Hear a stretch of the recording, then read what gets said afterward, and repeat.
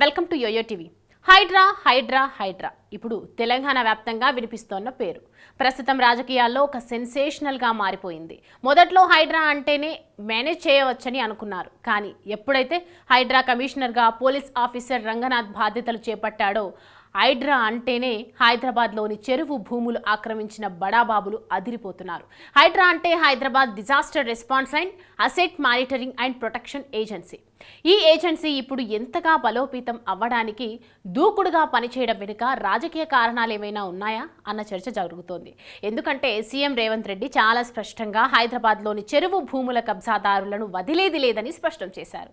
తన కుటుంబ సభ్యులైనా స్వంత పార్టీ వారైనా వీఐపీలైనా సరే చెరువు ఎఫ్టీఎల్లో లేదా బఫర్ జోన్లో కట్టడాలు నిర్మిస్తే కూల్చక తప్పదని వార్నింగ్ కూడా ఇచ్చారు.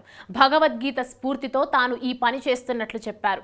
దానికి తగ్గట్లుగానే బీఆర్ఎస్ నుండి తన పార్టీలో చేరిన దానం నాగేందర్ అనుచరుడి కట్టడం, కాంగ్రెస్ నేత పల్లం రాజు బంధువుల కట్టడాలను హైడ్రా కూల్చివేసింది. ఎంఐఎం ఎమ్మెల్యేలు మహమ్మద్ ముబిన్, ఎంఐఎం ఎమ్మెల్సీ మహమ్మద్ మిర్జాకు సంబంధించిన నిర్మాణాలను చెరువు భూముల్లో ఉన్న ఆక్రమణల పేరుతో హైడ్రా కూల్చివేసింది. కేటీఆర్ ఆధీనంలో ఉన్న జన్వాడ ఫామ్ హౌస్ కూల్చివేతకు అధికారులు రంగం సిద్ధం చేస్తున్నారు. మరోవైపు పొంగులేటి, కేవీపీ, మధు యాష్కి, పట్నం మహేందర్ రెడ్డిలకు ఉన్న ఫామ్ హౌస్లు బఫర్ జోన్లోనే ఉన్నాయని, వాటిని కూల్చాలని బీఆర్ఎస్ నేతలు ప్రభుత్వాన్ని డిమాండ్ చేస్తున్నారు.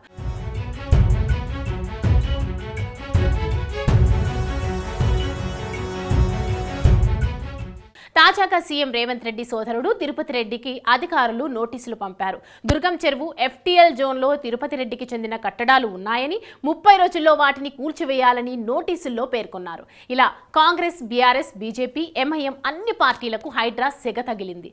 ఇది చివరకు ఎటు దారి తీస్తుందా అన్న చర్చ ప్రస్తుతం రాజకీయ వర్గాల్లో సాగుతోంది. అయితే ఇక్కడ అర్థం చేసుకోవాల్సిన మరో విషయం ఏంటంటే, రాజకీయ నాయకులు ఏం చేసినా అందులో రాజకీయాలే ఉంటాయి. ఇది స్వయాన సీఎం రేవంత్ రెడ్డి ఓ సందర్భంలో చెప్పిన మాట. హైదరాబాద్ లో చెరువుల పరిరక్షణ, పర్యావరణం వంటి అంశాలు ఉన్నప్పటికీ రాజకీయ ప్రయోజనాలు లేకుండా ఎవరు ఏ పని చేయరన్నది రాజకీయాలు ఏమాత్రం తెలిసినా అవగతం అయ్యే విషయం.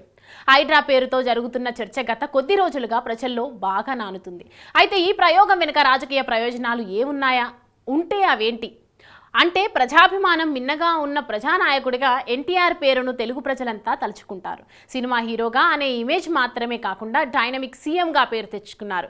కిలో ₹2 బియ్యం, మహిళలకు ఆస్తి హక్కు, జనతా వస్త్రాలు, పటేల్ పట్వారీ వ్యవస్థల రద్దు వంటి పథకాలతో సంక్షేమానికి చిరునామాగా ఎన్టీఆర్ ప్రజల్లో చిరస్థాయిగా నిలిచిపోయారు. ఇప్పటికీ తెలుగు ప్రజలు అన్న ఎన్టీఆర్ అని తమ హృదయాల్లో ఆయన పేరు భద్రపరుచుకున్నారు. ఆ తర్వాతి సీఎం చంద్రబాబు పని రాక్షసుడిగా, గొప్ప అడ్మినిస్ట్రేటర్గా గుర్తింపు పొందారు. సైబరాబాద్ నిర్మాణం వెనుక ఆయన కృషి పేరు తెచ్చిపెట్టింది. పాలన విషయాల్లో చాలా మార్పులు తెచ్చిన వ్యక్తిగా, పాలనాధ్యక్షుడిగా చంద్రబాబు బ్రాండ్ ఇమేజ్ సంపాదించుకున్నారు. ఉమ్మడి ఆంధ్రప్రదేశ్లో ప్రజాప్రస్థానం పేరుతో 1470 కిలోమీటర్లు పాదయాత్ర చేసి వైఎస్ రాజశేఖర రెడ్డి కాంగ్రెస్ పార్టీని అధికారంలోకి తీసుకువచ్చారు. అనంతరం ప్రజల ముఖ్యమంత్రిగా వైఎస్ ప్రజల గుండెల్లో చిరస్థాయిగా నిలిచిపోయారు. పేదలకు ఆరోగ్యశ్రీ ద్వారా కార్పొరేట్ వైద్య సేవలను అందుబాటులోకి తెచ్చి ప్రాణదాతగా పేరు తెచ్చుకున్నారు. ఉచిత విద్యుత్ ఇచ్చి రైతులకు బాంధవుడు అయ్యారు. విద్యార్థులకు ఫీజు రియంబర్స్మెంట్ పథకాలతో అన్ని వర్గాల నేతగా వైఎస్ గుర్తింపు తెచ్చుకున్నారు. అంతేకాదు రాజన్న అని వచ్చే వారికి అన్నగా ఆదుకుంటాడన్న ఇమేజ్ వైఎస్ సొంతం.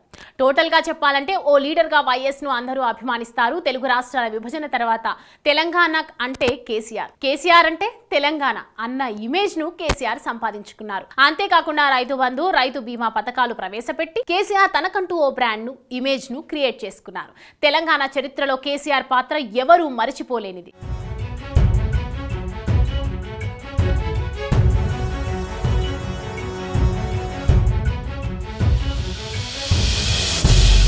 తెలంగాణ రాష్ట్రంలో పీసీసీ చీఫ్ గా బాధ్యతలు చేపట్టి కాంగ్రెస్ ను అధికారంలోకి తెచ్చిన వ్యక్తిగా రేవంత్ రెడ్డి ఇప్పటికే ఓ ఇమేజ్ ను సృష్టించుకున్నారు. దూకుడు రాజకీయాలు, స్పష్టంగా, సరళంగా, సూటిగా మాట్లాడే వాగ్దాటి రేవంత్ స్వంతం. ఎలాంటి సమస్య వచ్చినా వెనుకడుగు వేయకుండా ముందుకు వెళ్లే తత్వం రేవంత్ది అని ఆయన సన్నిహితులు చెప్తారు. పార్టీ అధ్యక్షుడిగా పాస్ మార్కులు సాధించిన రేవంత్ రెడ్డి ఇప్పటికే బ్రాండ్ ఇమేజ్ సంపాదించుకున్న సీఎంల సరసర చేరాలంటే పాలనలో తనకంటూ ఓ సరళిని ఏర్పాటు చేసుకోవాల్సిందే. అందులో అందులో భాగంగానే ఈ హైడ్రా అస్త్ర ప్రయోగం చేశారా అన్న చర్చ సాగుతోంది. హైదరాబాద్ నగరంలో చెరువు భూముల్లో అక్రమంగా నిర్మించుకున్న కట్టడాల్లో దాదాపు 95% బడాబాబులవే. వాటిని కూల్చడాన్ని ఇప్పటికే అన్ని వర్గాల ప్రజలు మద్దతు తెలపడం చూస్తున్నాం. ఇలా పెద్దలను దెబ్బ కొట్టడం ద్వారా పేద మధ్యతరగతి వర్గాల ముఖ్యమంత్రిగా ఇమేజ్ను సంపాదించుకుంటున్నారా అన్న చర్చ ప్రస్తుతం రాజకీయ వర్గాల్లో సాగుతోంది. తన కుటుంబ సభ్యులు, పార్టీ నేతలు, మంత్రులు స్వపక్ష విపక్ష తేడా లేకుండా అక్రమ కట్టడాలు కూల్చేస్తామని రేవంత్ రెడ్డి ప్రకటన చేయడం కూడా సీఎంకు నిష్పక్షపాతంగా కలిగిన డైనమిక్స్ సీఎంగా ఇమేజ్ సాధించుకునే లక్ష్యంలో భాగమేనా అన్న చర్చ రాజకీయ వర్గాల్లో జరుగుతోంది. భవిష్యత్తులో చరిత్రను పలకరిస్తే ముఖ్యమంత్రుల్లో తనకంటూ ఓ పేజీ ఉండాలని రేవంత్ కోరుకుంటున్నారా? అందుకే ఇంటా బయట పెద్ద ఎత్తున హైడ్రా చర్యలపై విమర్శలు వస్తున్నా లెక్క చేయకుండా ఇలాంటి సాహసోపేతమైన చర్యలకు సిద్ధపడ్డారా అన్నది కూడా ఆలోచించాల్సి ఉంది. ఏదేమైనా రాజకీయ నేతల మౌనం వెనుక, వారు చేసే ప్రకటనల వెనుక, వారు చేసే చర్యల వెనుక రాజకీయ ప్రయోజనాలు ఉండటం సామాన్యమైన విషయం. ఇది కూడా ఆ కోవలోకి రాదని చెప్పలేం. కారణం ఏదైనా హైదరాబాద్ నగరంలోని చెరువుల పరిరక్షణకు రేవంత్ నడుం కట్టడం మాత్రం నగరవాసుల నుండి మంచి స్పందన రావడం అందరూ గమనించాల్సిన విశేషం.